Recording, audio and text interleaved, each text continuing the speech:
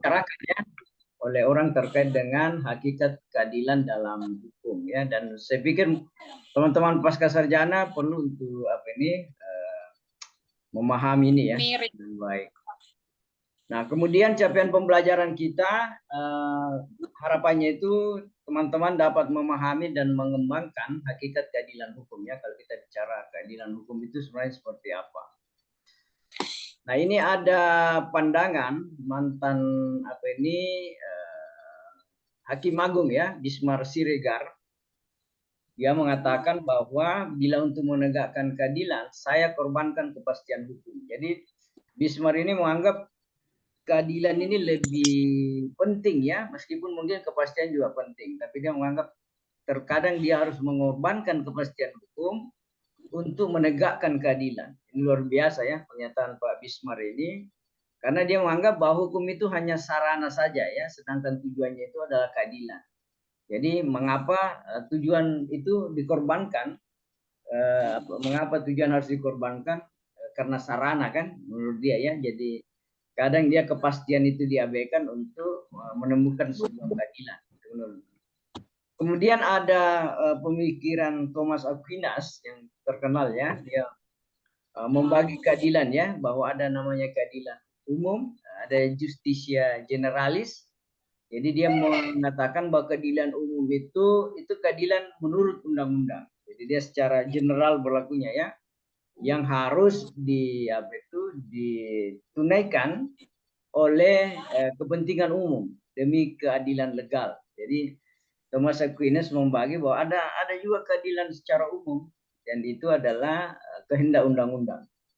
Nah, kemudian dia juga mengatakan bahwa selain keadilan umum harus juga kita memikirkan keadilan khususnya. Jadi keadilan atas dasar kesamaan atau proporsionalnya ya.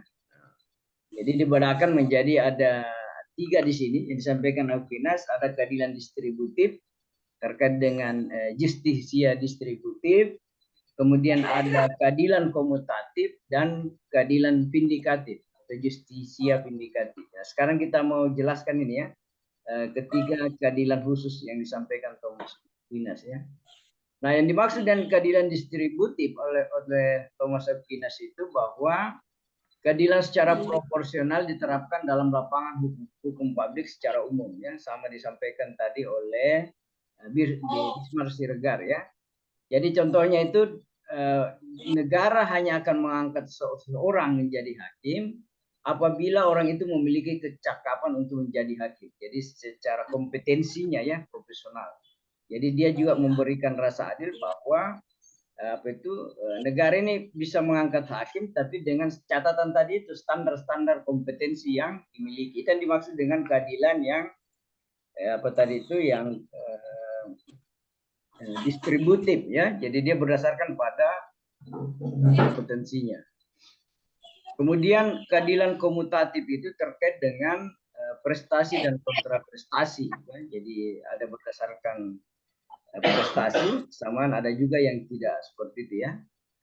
Nah, yang menarik ini misalnya terkait dengan keadilan vindikatif ya. Jadi dia mengatakan bahwa keadilan dalam hal menjatuhkan hukuman atau kerugian dalam tindak pidana ya. Jadi contohnya itu misalnya seseorang itu dianggap adil apabila ia dipidana badan atau denda sesuai dengan besarnya hukuman ya. Yang dilakukan atas tindak pidana yang dilakukannya. Jadi misalnya kalau kita lihat kasus-kasus apa yang kemarin ada ibu yang mencuri apa itu coklat misalnya kan, biji coklat. Nah, itu kalau dalam sisi keadilan vindikatif itu juga masih dipertanyakan ya. Apakah hukuman yang diterima itu sesuai dengan perbuatan yang dilakukan? Nah, keadilan vindikatif itu dia menyesuaikan itu ya. Pidana badan dengan denda disesuaikan dengan kerugian yang ditimbulkan ya atau akibat dari tindak pidana yang dilakukan seseorang. Nah, kemudian lain lagi dengan Roscoe Pound, dia menganggap bahwa keadilan itu berfungsi untuk menjamin ada keterpaduan sosial ya, dan bagaimana tercipta satu tatanan masyarakat yang teratur begitu ya. Jadi dia coba bagaimana adanya keadilan itu merupakan sebuah hal yang bisa menyeimbangkan terkait dengan konflik kepentingan ya. Karena kalau kita hidup di bermasyarakat kan kepentingan ini sangat banyak ya.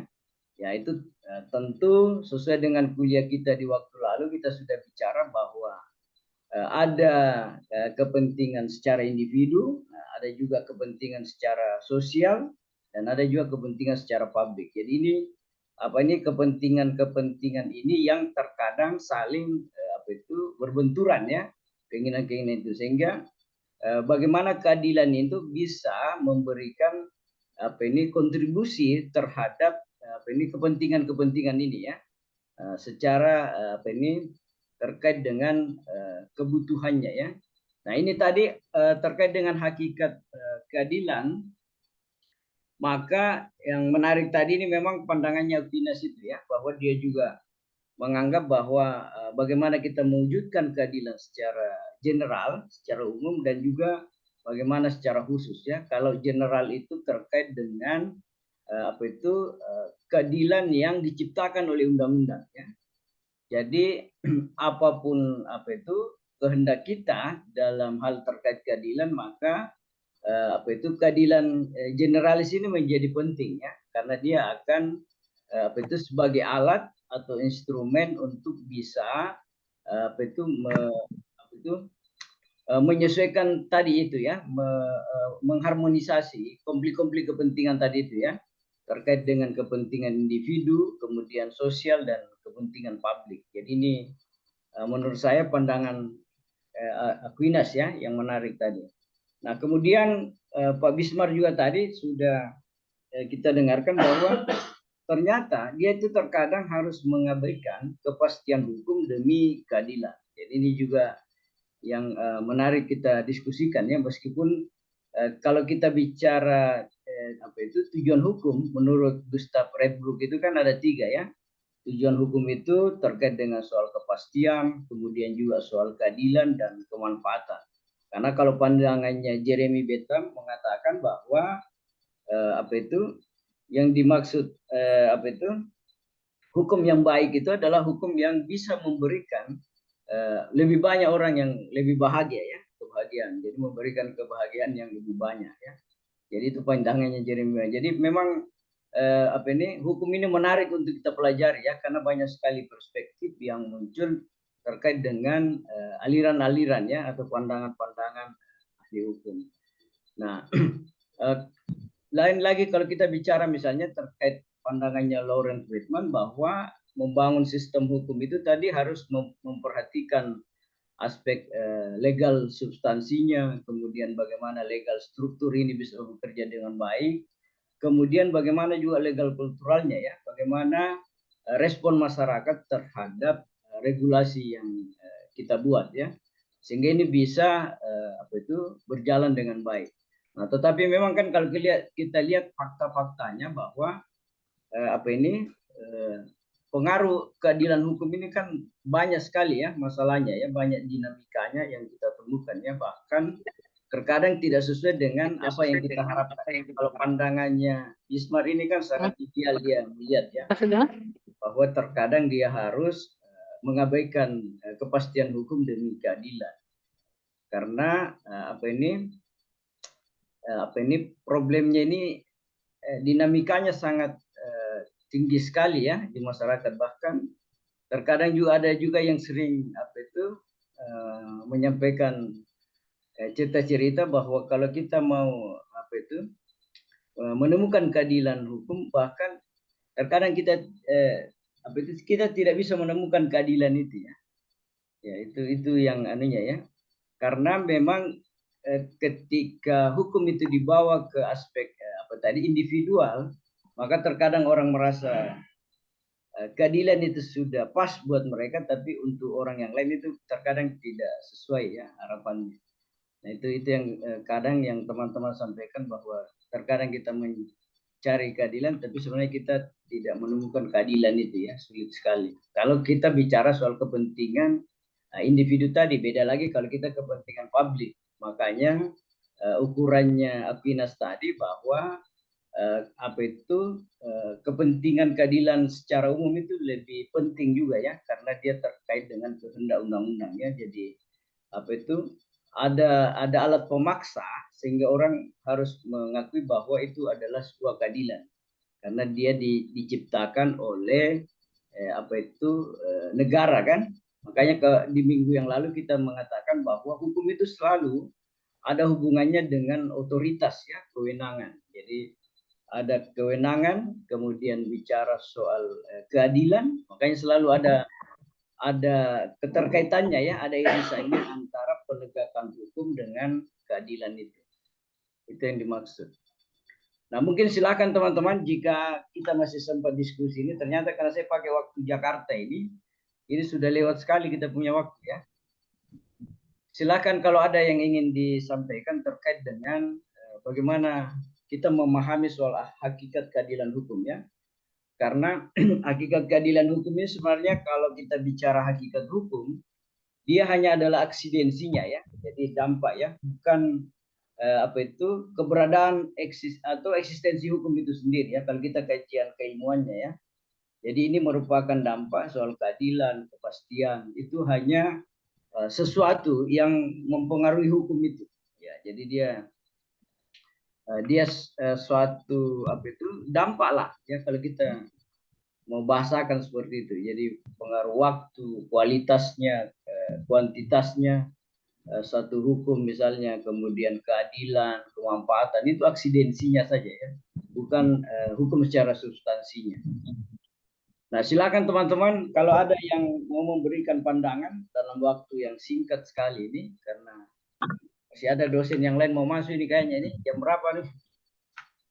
Kita sudah lewat sekali nih. Silakan Pak Madi, mungkin kalau ada sedikit yang mau disampaikan. Boleh. Soal hakikat keadilan ini. Iya, langsung saja saya. Iya, langsung supaya bisa cepat. Tapi Pak Dokter, Pak Yasrudin, Pak Said, mantap ini Pak Said, Pak Rusdi, luar biasa, dan semua. Iya, hakikat keadilan. Saya cuma mau melihat kembali tentang apa yang saya sudah coba baca beberapa bulan, beberapa tahun kemarin. Ya. Kalau tidak salah itu sempat tentang Bertrand ya, Bertrand, kemudian Jeremy Bentham. Ya betul. Pakar-pakar hukum kita. Iya. Ya, kemudian utilities ya. Ya, utilitarianism itu sebenarnya lebih memperlihatkan kita pada fungsinya. Ya betul. Jadi pada dasarnya yang saya coba perhatikan penerapan di negara kita, justru konteksnya itu seolah-olah yang mereka pahami cuma benar salah. Yeah. Ini konteksnya yang mana benar dan yang mana salah. Selesai di situ. Padahal sebenarnya menurut Hansen, Hans Kelsen, dari hukum murni. Kelsen, ya hukum murni itu. Sebenarnya kalau kita bedah kembali tidak selesai di situ. Karena atas dari kebenaran itu harus dilihat kembali akarnya.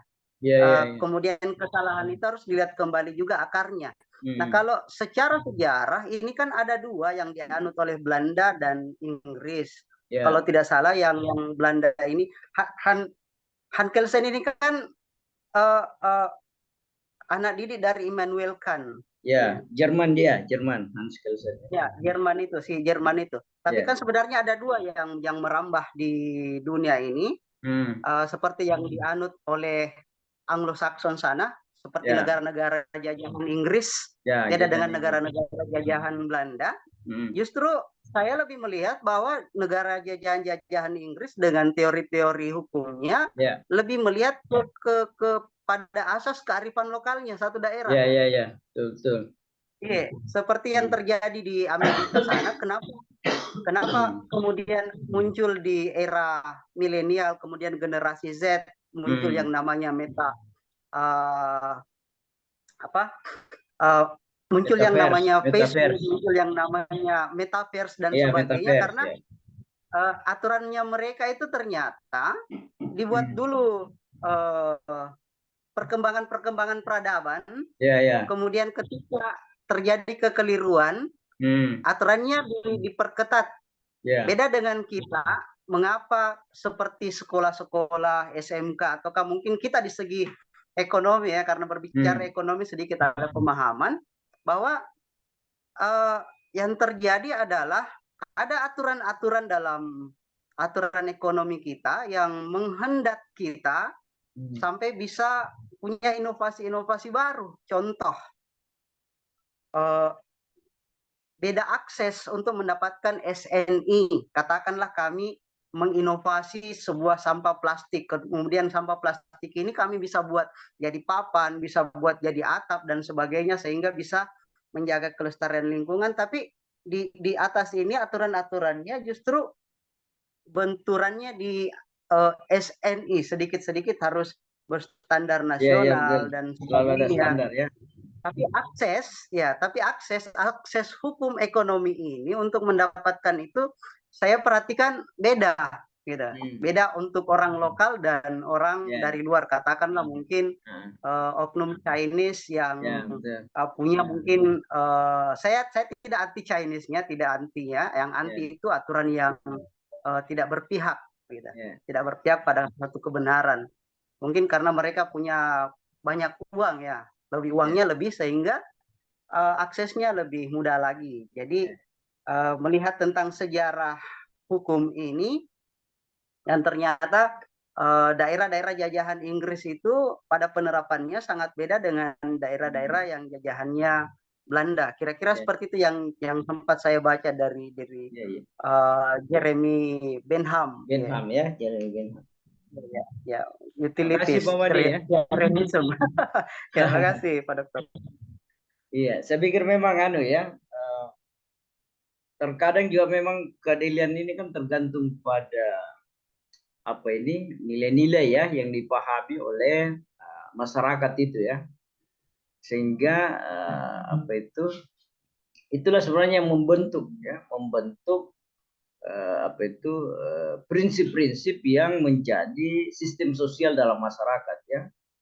Nah ini kan tadi ini sebenarnya pandangan-pandangan pakar ini kan sebenarnya juga bersumber dari nilai-nilai di mana mereka hidup di zamannya sebenarnya ya. Jadi ada perubahan-perubahan yang terjadi ya.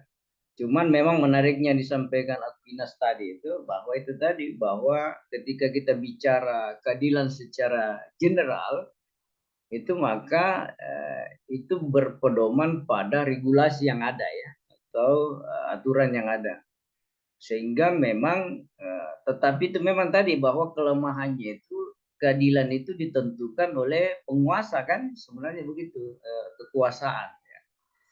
Jadi tetapi kalau kita bicara konteks keadilan secara general tadi, maka dia berbasis pada kompetensi tadi itu.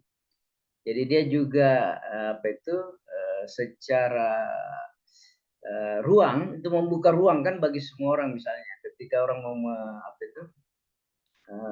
terlibat dalam proses-proses, tetapi itu tadi ada standar-standar yang harus disiapkan. Jadi itu tadi, jadi wujud keadilan itu berbasis pada regulasi yang ada kan. Jadi itu menjadi pedoman kita kan. Jadi orang harus mematuhi itu. Nah, tetapi dari aspek yang lain, kalau kita di kuliah yang dulu kan terkadang kita harus menganggap bahwa ideologi hukum negara dengan hukum yang hidup di masyarakat ini kan selalu ada benturan. Ya, yang kita diskusikan kemarin ya, bahwa kadang bangunan hukum negara yang dibuat itu tidak kompatibel dengan sistem sosial yang ada di masyarakat kan, begitu. Bahwa artinya nilai-nilai keadilan yang ditafsirkan oleh negara itu mungkin bisa saja dia berbeda dengan nilai-nilai keadilan yang yang menjadi nilai-nilai yang hidup di masyarakat kan, kemarin begitu ya. Konstruksi berpikirnya kita. Nah, tetapi kemarin kan kita juga mendiskusikan bahwa ternyata ada juga jalan tengah yang disampaikan oleh beberapa pemikir hukum ya, bahwa ketika terjadi benturan maka apakah kita memilih hukum yang ini, misalnya hukum hanya menggunakan hukum negara saja kemudian mengabaikan yang lokal misalnya, atau harus kita memilih hukum lokal itu. Jadi terkadang dia harus berdiri sendiri. Kemudian harmonisasinya bisa juga dia digabungkan kemarin kan, apakah kita menganggap hukum negara ini baik, kemudian nilai-nilai yang hidup di masyarakat ini baik, kemudian kita menggabungkan itu, mengintegrasikan kebaikan dari kedua regulasi ini tadi kan, norma-norma yang di negara kemudian di masyarakat, ataukah dia juga bisa berjalan dengan sendirinya dan kita hanya melihat aspek fungsionalnya saja. Jadi hukum negara bekerja sesuai fungsinya, kemudian nilai-nilai yang hidup di masyarakat atau hukum yang hidup di masyarakat itu juga bekerja sesuai fungsinya. Ya, itu pandangannya kemarin siapa itu ya, yang mengatakan bahwa jangan kita berpikir harus menyeragamkan saja ya, tapi bagaimana juga soal keseragaman itu ya, keberagaman tadi itu ya. Jadi kadang dia harus diseragamkan, kadang juga dia harus berdiri sendiri berbasis pada fungsinya masing-masing. Sehingga memang itu tadi, kalau kita bicara konteks keadilan harusnya bisa dipahami seperti itu ya. Jadi ada yang bisa nilai-nilai baik itu digabungkan, ada juga yang dia terkadang dia harus berjalan sendiri-sendiri kan sesuai dengan fungsinya. Sehingga porsi-porsi keadilan yang dipahami oleh masyarakat misalnya dan oleh negara itu tetap bisa berjalan sesuai dengan fungsinya itu.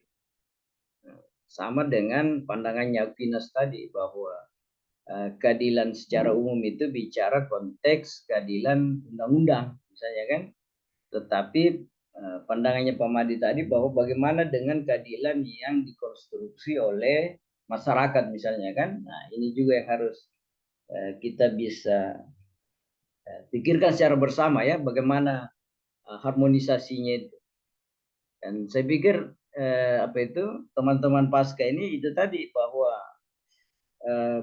memandang hukum ini tidak hanya dari satu perspektif saja ya. Jadi kita bisa melakukan pengkayaan pengetahuan kita, pengetahuan hukum kita, sehingga ketika kita menemukan problem misalnya, apalagi terkait soal keadilan, kita bisa memandang dari beberapa aspek ya. Apakah tadi terkait dengan fungsinya misalnya, atau ini harus diintegrasikan misalnya kan, ataukah dia harus berdiri sendiri kan masing-masing misalnya kan, atau seperti apa, sehingga benturan-benturan keadilan yang kita pahami baik itu secara regulasi, baik itu nilai-nilai hidup di masyarakat ini, dia saling terhubung begitu ya. Kalau saya sering sebut dia ada interdependensi ya. Jadi setiap entitas ini punya hubungan yang kuat ya, dan dia saling mendukung begitu. Jadi jangan kita selalu hanya berpikir bahwa ideologi ini tidak bisa ketemu misalnya kan, padahal kan sebenarnya ada titik-titik temu yang bisa ya, yang bisa mengkoneksikan antara kedua objek yang berbeda bangunannya sebenarnya kan, kalau kita lihat. Jadi satu dikonstruksi oleh negara dan satu dikonstruksi oleh masyarakat. Begitu teman-teman sekalian. Masih ada hal yang mau jam berapa masuk mata kuliah yang berikutnya? Halo? Informasi dari Bu Fitri nanti Pak. Oh, apa? Nanti informasinya dari Bu Fitri Pak. Jam berapa? Ini belum tahu Pak, dari Bu Fitri jam berapa nanti mata kuliah berikutnya Pak. Oh iya, dilihat saja di situ ya. Siap Pak. Mungkin begitu, mungkin ada yang lain yang jelas ketika bicara teori dan filsafat hukum, bahwa ini keadilan ini dia aksidensi ya, itu sekali lagi ya, bahwa dia berbeda posisinya ya dengan hukum itu sendiri ya, kalau kita bicara hakikat hukum. Jadi ini hanya dampak saja ya, aspek manfaat, aspek kepastian, itu di luar dari kajian hukum secara ontologinya tadi ya, secara keilmuannya. Jadi kita bukan bicara substansi hukumnya ini, tapi aksidensinya kan, pengaruh-pengaruh hukum itu sendiri kan, dampak-dampak yang ditimbulkan misalnya. Bagaimana, teman-teman? Sekali lagi saya mohon maaf ya, karena tadi saya menggunakan waktu Jakarta ya. Ternyata itu kita sudah lewat sekali. Jadi tadi saya berpikir jam 1 ini, ya pikir saya jam 1 di Palopo tadi ya. Ini bahaya nih kalau kita tidak sadar bahwa kita di kampungnya orang ini, Pak Madi. Saya pikir saya tadi di Palopo, saya Pak. Sedikit. Ya, silakan Pak Ustaz, kalau ada yang penting. Hanya satu menyampaikan satu ayat. Ya, siap. Ayatnya dulu. Ya, tentang keadilan. Allah Subhanahu wa taala berfirman, ya. A'udzubillahi minasyaitonirrajim. Dulu fa inna aqrabu littaqwa. Berlaku adillah, karena sesungguhnya keadilan itu tanda-tanda orang yang bertakwa. Jadi hakikat untuk menjalankan keadilan adalah orang-orang yang bertakwa. Alhamdulillah. Allahumma. Ya, betul. Amin. Terima kasih Ustaz. Saya pikir apa yang disampaikan Ustaz ini luar biasa ya. Bahwa memang keadilan itu punya nilai yang sangat substansi ya dalam kehidupan kita. Apalagi kalau terkait dengan hukum ya. Karena ini keadilan ini kalau salah-salah ini, itu kita di pengadilan kan juga di akhirat Ustaz ya. Ya betul, hakim itu dua kakinya, satu di neraka, satu di surga. Tidak bisa, dia tidak ada ya. Kakinya hakim harus di surga Ustaz, jangan di neraka. Ya maksudnya hakim yang menetapkan keadilan, kakinya dua-dua di surga. Tapi hakim yang menerapkan ketidakadilan, neraka tempatnya. Ya, kalau dia tidak bikin keadilan, neraka tempatnya. Betul. Ya betul. Jadi itu memang ya, memahami keadilan tadi itu, saya itu tadi ya, tergantung juga anunya ya, bagaimana nilai-nilai di masyarakat itu ya. Meskipun menurut Aquinas tadi bahwa keadilan secara umum itu tadi mungkin dia bisa bersumber dari regulasi yang ada ya, dari undang-undang. Karena itu menjadi satu pedoman buat dalam urusan penyelenggaraan pemerintahan ya, kenegaraan. Jadi kemudian negara itu membuat standar-standar tadi, syarat-syarat. Jadi dia berbasis pada kompetensi tadi ya yang dia bangun. Begitu mungkin teman-teman sekalian, kalau sahabat tahu masih ada atau sudah mau istirahat sambil menunggu kuliah apa ini lagi kuliah setelah ini kan? Ya apa? Oh iya. Kapan kembali Pak Dokter? Saya insya Allah sebentar subuh berangkat pulang, Pak Ustaz. Iya. Banyak nutrisi otak baru lagi nih dari Pak Dokter ini. Tidak lah, saya pikir di kampung itu lebih banyak nutrisi Pak Madi ya. Kalau di sini kan tinggal saja, menjalankan saja mandat-mandat masyarakat, misalnya pemerintah dari daerah kan, disampaikan ke mengambil kebijakan yang lebih tinggi. Jadi kalau belajar di masyarakat, karena di situ sangat kompleks masalahnya kan. Karena kadang juga ini pemerintahan di level tertinggi ini kan tidak memahami apa yang terjadi di bawah kan. Apalagi kalau yang hanya melapor yes saja mati kita. Bagaimana Pak Maruf? Baru muncul ini Pak Maruf ini, waduh. Ya, Assalamualaikum warahmatullahi wabarakatuh. Sorry Pak Maruf, saya terlambat tadi. Saya pikir saya di Palopo ini, ternyata di Jakarta, jadi saya pikir jam 1. Kita di mana Pak Maruf? Sama Pak Dokter, kebetulan juga di Jakarta sudah. Cuma saya dengar sudah mau berangkat subuh ya. Jam 2. Iya, mau berangkat subuh sebentar. Saya pikir ada waktu untuk bisa ngopi dulu. Mungkin rencana minggu depan saya kesini lagi kalau jadi. Oh siap. Oh berarti biar agak tenang disiapkan minggu depan aja kalau begitu. Ya begitu, karena kalau buru-buru juga kita ngopi, waduh. Betul. Saya gini Pak Dokter, sedikit saya tadi nimbrung diskusi soal keadilan ini. Ya, siap. Jadi memang seperti disampaikan Pak Ustadz tadi dengan Pak Madi, memang keadilan ini kan substansi persoalan ya. Bahkan dunia akhirat. Bukan cuma di dunia keadilan dibutuhkan ini. Ternyata di akhirat juga dibutuhkan. Bahkan pengadilan yang paling absolut itu ada di akhirat.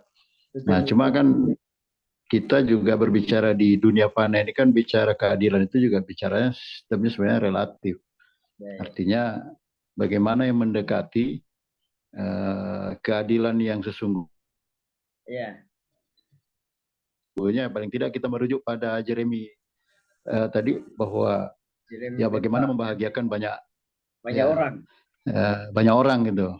Kedua, kalau menyetir tadi yang di utilities tadi itu bahwa ada kemanfaatan. Ya, kemanfaatan. Nah, saya kira memang tidak jauh-jauh dari soal ini, tetapi yang menarik kan pernyataan Pak Bismar Siregar itu. Ya, Pak Bismar ya. Bahwa kepastian hukum itu bisa diabaikan. Ya. Itu untuk mencapai keadilan.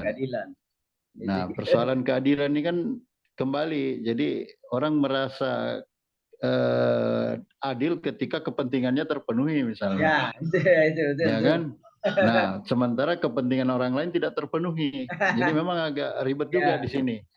Konfliknya. Ya, jadi satu kelompok akan merasa itu adil ketika berpihak kepada dirinya gitu. Ya, nah, sehingga konsepsi keadilan pada kebenaran yang sesungguhnya itu agak sulit juga kita. Ya tidak usah jauh-jauh, kita saja kalau itu memenuhi keinginan kita ya kita menganggap itu adil lah. Gitu. Jadi kira-kira seperti itu. Tidak adil ya. Kalau tidak menguntungkan tidak adil gitu. Jadi kalau Pak Madi calon bupatinya kalah lalu tidak gol Mahkamah Konstitusi tidak adil itu jadinya Pak Madi ya. Ya. Jadi saya pikir di sini perdebatannya sehingga mungkin memang kita hanya berusaha sepertinya hukum itu jadi berusaha memberi kepuasan kepada kalau Jeremy tadi itu ya kebahagiaan kepada orang banyak sehingga lebih berpihak kepada orang yang banyak mayoritas jadinya. Apakah pertanyaannya kemudian apakah memang hukum itu menjadi otoritas mayoritas gitu? Ya, betul. Kan gitu jadinya. Saya pikir itu Pak Dokter sedikit. Kasih, mungkin butuh penjelasan. Makasih. Ini dinamika yang menarik sekali ya kalau kita bicara hakikat keadilan. Karena banyak sekali betul ya di antara kita ini kalau keadilan itu tidak berpihak maka kita menganggap itu bukan keadilan kan, adalah sebuah ketidakadilan. Nah, menurut saya memang yang menjadi jalan tengahnya tadi itu adalah bagaimana ketika keadilan itu diciptakan oleh regulasi ya yang ada. Karena ini menjadi bagian dari otoritas kekuasaan tadi kan pemerintah. Karena pemerintah ini kan juga punya alat memaksa kan misalnya kan. Dia bisa melakukan paksaan kan. Sehingga apa yang disampaikan terkait dengan konsep-konsep hukum tadi termasuk hitam tadi bahwa bagaimana memang yang merasakan dampak dari keadilan hukum itu lebih banyak kan yang merasakan. Tetapi ya pertanyaannya kemudian apakah kelompok yang minoritas ini merasa adil juga terkait itu kan? Karena ini kan tergantung pada kepentingan itu. Tapi minimal regulasi itu bisa menjadi salah satu instrumen yang bisa sedikit membatasi ya terkait dengan itu ya. Karena bangunan artinya kan penguasa ini kan memperoleh power otoritas itu dari legitimasi masyarakat kan. Jadi setidaknya apa yang menjadi keputusan negara itu bisa diterima oleh sebagian orang misalnya kan, kebanyakan orang, sehingga ini bisa menjadi salah satu standar kita kan, bahwa apa yang diputuskan oleh negara misalnya dalam bentuk regulasi maka itu menjadi satu kesepakatan kita semua misalnya kan, bahwa itulah yang adil menurut regulasi yang ada kan. Karena kalau kita juga tidak punya standar, maka itu tadi bisa digiring kemana-mana kan Pak Maruf tadi kan. Berbasis pada kepentingan masing-masing. Jadi harus tetap ada sebagai alat kontrolnya begitu kan untuk menguji keadilan itu kan, keadilan itu.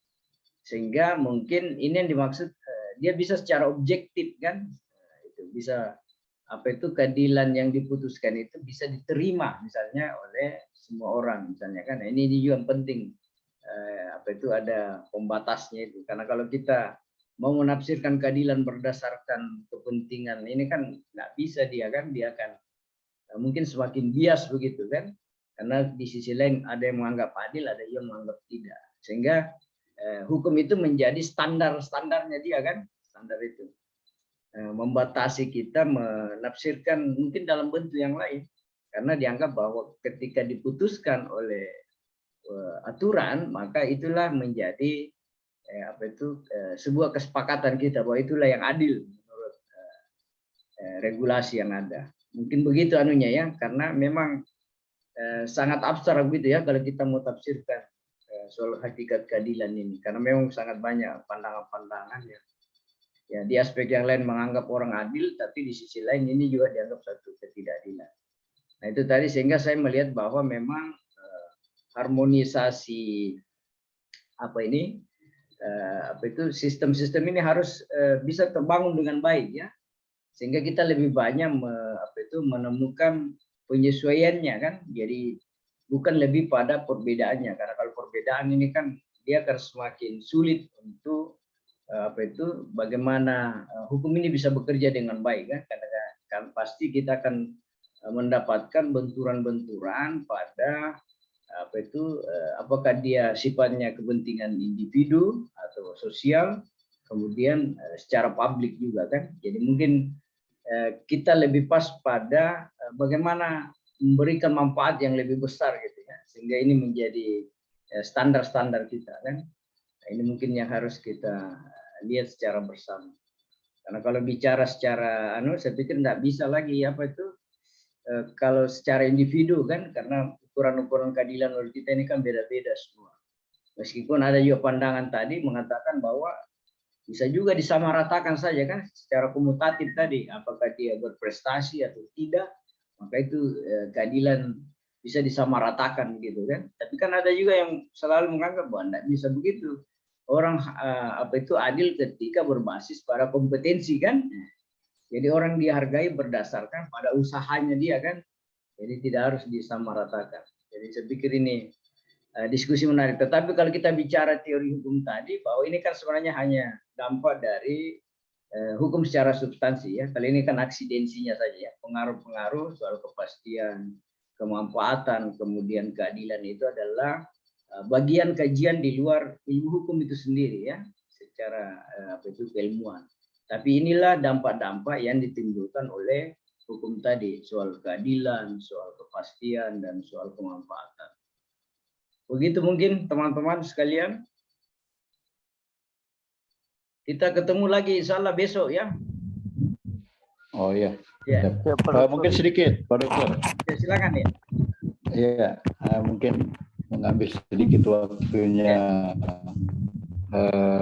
hukum dan HAM ini Pak Madi. Ya. Jadi pernyataan Pak Bismar Siregar ini menurut saya ini sangat menarik karena ini salah satu tokoh yang kita kenal integritasnya. Ya, dan saya pikir ini beliau ini berbicara keadilan substansial. Ya, substansial. Karena memang ada pada ranah-ranah tertentu secara formal hukum itu sepertinya adil. Seperti contoh pencuri kakao tadi. Ya, pencuri kakao. Atau seorang ibu yang mencuri di supermarket, mencuri susu karena anaknya kelaparan, lantas secara formil ya material hukumnya tentu itu salah gitu. Ya, betul. Tetapi kemudian ketika dia mencuri itu karena ingin menghidupi anaknya yang kelaparan atau apa, maka kemudian sisi keadilannya akan muncul pada sisi ini. Hakim dituntut untuk memberi keadilan yang substansial di situ, saya kira Pak Dokter. Betul. Saya kira itu aja Pak Dokter. Ya. Terima kasih. Terima kasih, Pak Maruf. Saya pikir benar sekali ya. Makanya Pak Bismar bilang ya terkadang dia harus mengorbankan kepastian ya. Karena menurut dia tujuan itu adalah keadilan. Hukum ini hanya alatnya saja ya, instrumen, sarananya gitu. Jadi masa kita mau mengorbankan tujuan ini untuk mempertahankan instrumen tadi itu. Nah, itu mungkin yang menarik ya pandangannya beliau. Mungkin begitu saya teman-teman, mungkin nanti kita ketemu lagi besok ya. Ya, makasih Pak Dokter ilmunya. Pembelajaran kita jaga saja ya, pikiran dan segala macam. Tetapi tetap kita punya capaian ya atau target dalam setiap perkuliahan kita kan, ada capaian pembelajaran kita. Mungkin begitu teman-teman semua. Saya mohon maaf ya atas keterlambatan ini karena saya tidak memahami di mana saya berada ya. Saya pikir saya masih di Palopo, waktunya berbeda jamnya. Terima kasih teman-teman semua. Mudah-mudahan apa yang kita diskusikan hari ini punya manfaat dan ini bisa menjadi amal jariah kita semua ya. Misalnya kalau teman-teman nanti menjadi magister hukum dan bisa mengimplementasikan apa yang kita pelajari di pasca sarjana ya, dan saya pikir teman-teman harus lebih banyak lagi mengembangkan ya, karena terkadang waktu kita ini sangat terbatas dan sebenarnya banyak sekali yang kita harus diskusikan ya, kita bahas apalagi kalau bicara pada teori-teori dan filsafat hukum ya, karena kita belajar hukum secara hakikat ya, secara mendalam. Jadi kita tidak hanya memahami hukum itu sekedar undang-undang kan, tetapi memahami hukum itu lebih luas lagi ya, lebih universal dan lebih dalam lagi. Begitu saja teman-teman sekalian, mohon maaf bila ada hal yang tidak berkenan, saya mohon dimaafkan. Saya akhiri dengan ucapan billahi taufiq wal hidayah. Assalamualaikum warahmatullahi wabarakatuh. Waalaikumsalam warahmatullahi wabarakatuh.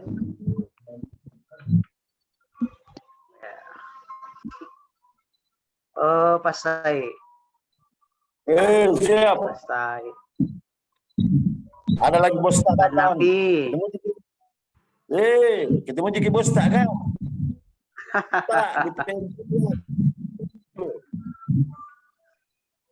Bang Nafi yang aman ini. Bang Nafi.